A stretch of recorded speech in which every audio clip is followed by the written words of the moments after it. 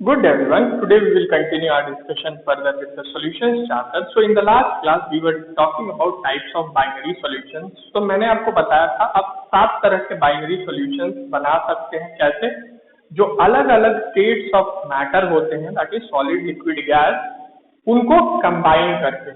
So binary solution में दो components होते हैं, solute और solvent. एक solute रहेगा, एक solvent रहेगा.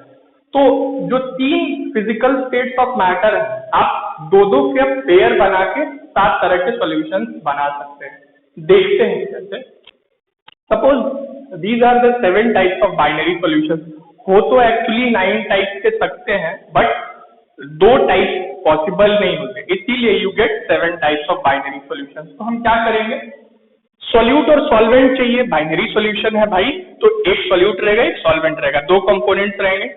तो एक स्टेट ऑफ मैटर सॉल्यूट रहेगा और दूसरा स्टेट ऑफ मैटर सॉल्वेंट रहेगा. कई बार दोनों ही सॉल्यूट और solvent same state of matter भी रहेंगे. तो इस तरह के टोटल 9 कॉम्बिनेशंस हो सकते हैं. टोटल 9 कॉम्बिनेशंस हो सकते हैं, जिसमें से 2 पॉसिबल नहीं होते, इसीलिए you get 7 types of binary solutions. तो देख लेते हैं. देखिए ये table, this table you will find in every standard text book, NCERT में भी दिया हुआ है. So kindly go through that table. और कुछ एग्जांपल्स हैं in different types of binary solution के. सो आई रिकमेंड कि आप कम से कम एक एग्जांपल याद रखिए. If you remember more that is well and good, because in examination sometimes they will give you the example, means they will ask you such and such solution is composed of what solute and what solvent. वो आपको solution का नाम बता देंगे और फिर पूछेंगे इसमें क्या सॉल्यूट है और क्या सॉल्वेंट है. So you should remember this table. इस टेबल को आपको याद रहना चाहिए, कम से कम एक एग्जांपल तो याद रखिएगा हर टाइप के सॉल्यूशन का. So here you can see हमने क्या लिया, सॉल्यूट को गैस लिया, सॉल्वेंट को भी गैस लिया. सॉल्यूट को गैस लिया, सॉल्वेंट को अब लिक्विड कर दिया. सॉल्यूट को गैस लिया, सॉल्वेंट को सॉलिड कर दिया. इस तरह से गैस एज ए सॉल्यूट हमें 3 टाइप के बाइनरी सॉल्यूशन मिल गए, जिसमें हमने अलग अलग सॉल्वेंट्स यूज किए. उसी तरह से जब लिक्विड एज सॉल्यूट होगा तो फिर हमें 3 तरह के मिलने चाहिए थे. 3 तरह के मिलने चाहिए थे, लेकिन 2 ही तरह के मिलते हैं, एक पॉसिबल नहीं होता है. उसी तरह से जब सॉलिड एज सॉल्यूट होगा तो फिर 3 तरह के सॉल्वेंट्स होने चाहिए थे, तीनों स्टेट्स ऑफ मैटर, लेकिन 2 ही मिलते हैं, एक पॉसिबल नहीं होता.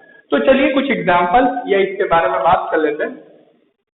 सो this is a solution of gas in gas, where gas is solute and gas is solvent. तो इसका एक एग्जांपल है, क्या एग्जांपल है, एयर. एयर क्या होता है, डिफरेंट टाइप ऑफ गैसेस मिलके एक सॉल्यूशन बना सकते हैं, आप कह सकते हैं. तो याद रखिएगा, example of solution of gas in gas is air. उसी तरह से solution of gas in liquid, gas is solute and liquid is solvent. Aerated water ये जानते हैं क्या होता है, this is the cold drink, soda water जो आप पीते हैं, this is the aerated water. यही aerated water होता है, उसमें carbon dioxide is dissolved in the water. जो आप पीते हैं, that is carbon dioxide gas is dissolved in that drink. That is example of solution of gas in liquid. याद रखिएगा.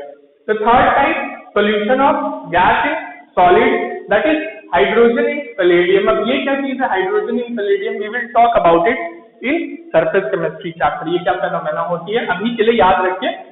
Example of a solution of gas in solid is hydrogen in palladium. उसी तरह से liquid in liquid solution का example क्या है, benzene in toluene. 2 liquids को आप मिला लीजिए, solution बना दीजिए, that is solution of liquid in liquid. benzene in toluene, ये दोनों ही liquids है और ये दोनों ही organic compounds हैं, आप बोल सकते हैं. ठीक है. Then the next is solution of liquid in solid. Liquid in solid is what, mercury in zinc amalgam. Then solution of solid in liquid.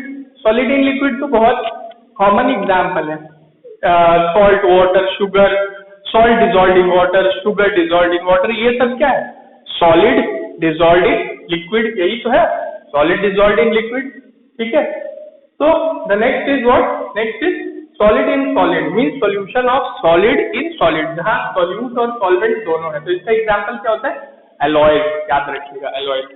अब दो जो पॉसिबल नहीं होते, दो जो टाइप्स पॉसिबल नहीं होते, वो क्या है?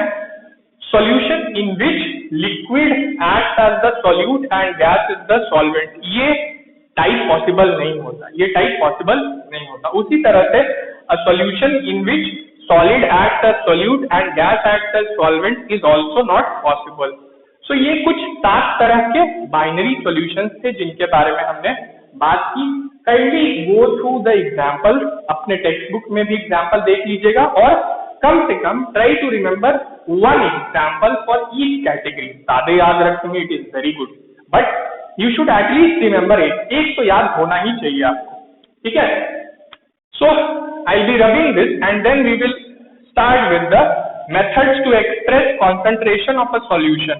मतलब methods to express concentration of a solution, इसका मतलब जब आप सॉल्यूशन की बात करते हैं तो सॉल्यूट डिसॉल्व रहता है सॉल्वेंट में, ठीक है? सॉल्यूट डिसॉल्व रहता है सॉल्वेंट में। तो आप ये जानना भी चाहेंगे, क्या जानना चाहेंगे कि कितना सॉल्यूट डिसॉल्व है कितने सॉल्वेंट, ये आप जानना जरूर चाहेंगे, कितना सॉल्यूट डिसॉल्व है कितने सॉल्वेंट में। और इसी चीज को बोलते हैं concentration of solution. Concentration of solution में बेसिकली आप क्या बताते हैं? कितना सॉल्यूट प्रेजेंट है कितने सॉल्वेंट में, या कितना सॉल्यूट प्रेजेंट है सॉल्यूशन में। सो इसी चीज को बोलते हैं कॉन्सेंट्रेशन ऑफ सॉल्यूशन। सो इस चीज को बताने के बहुत सारे तरीके हैं। That means how much of solute is present in how much of solvent, या how much of solute is present in the solution. इस चीज को बताने के लिए बहुत सारे तरीके हैं। So there are many methods to express concentration of a solution, जिसमें से हम कुछ के बारे में बात करेंगे। We will talk about some. So let us start with the methods to express what? Express concentration short form में लिख रहा हूं, ठीक है? कॉन्सेंट्रेशन ऑफ सॉल्यूशन, ठीक है? अब this is a very important topic है, बहुत इंपॉर्टेंट टॉपिक है इस चैप्टर के लिए ही नहीं, बहुत सारे चैप्टर्स के लिए, क्योंकि इसमें जो टर्म्स पढ़ेंगे वो आपको बहुत सारे क्वेश्चंस में मिलेंगे, ठीक है? So kindly understand these terms very clearly, अच्छे से समझिएगा। सो कुछ मेथड्स जिनके बारे में हम बात करेंगे टू एक्सप्रेस कॉन्सेंट्रेशन, उसमें से पहला होगा परसेंट बाय मास। क्या होगा? परसेंट बाय मास, ठीक है? Percent by mass. Second one will be percent by volume, ठीक है? दूसरा क्या होगा? Percent by volume. Third will be percent mass by volume, ठीक? Percent mass by volume. फिर फोर्थ विल बी स्ट्रेंथ और कंसंट्रेशन ऑफ सॉल्यूशन, जिसको gram पर लीटर भी बोला जाता है। ग्राम पर लीटर, याद रखिएगा, ठीक है? इसको ग्राम पर लीटर के नाम से भी जाना जाता है, स्ट्रेंथ और concentration. The next will be part पर मिलियन, इसको किस नाम से आप जानते हैं?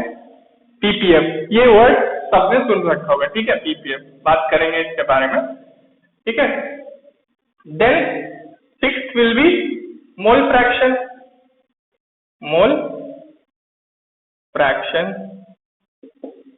Then another will be molarity. देन एक और क्या? मोलालिटी, ठीक है? ये मोलारिटी है, ये मोलालिटी है, सुनने में बहुत एक जैसे लगते हैं बट दे आर डिफरेंट, ये अलग अलग चीजें हैं। So it and one more will be normality. So ये क्या है? ये मैंने आपको करीब 9 methods to express concentration of a solution बताए। क्या क्या है, percent by mass, percent by volume, percent mass by volume, strength और कॉन्सेंट्रेशन, जिसको ग्राम पर लीटर के नाम से भी जाना जाता है, then parts per million which is abbreviated as ppm, सुन रखा होगा ये, then mole fraction, molarity, molality, normality. So ये सारी चीजें आपने क्लास 11th में भी देखी हैं, बेसिक कॉन्सेप्ट्स ऑफ केमिस्ट्री जो चैप्टर है फर्स्ट इंट्रोडक्शन टू केमिस्ट्री, उसमें इनके बारे में बात की जाती है। बट जस्ट टू रिवाइज हम फिर से थोड़ा सा इसके बारे में बात कर लेंगे। So we will talk about them one by one, एक एक करके हम बात करेंगे। But today we will keep it till here only, we will continue with this only in the next class. Thank you so much.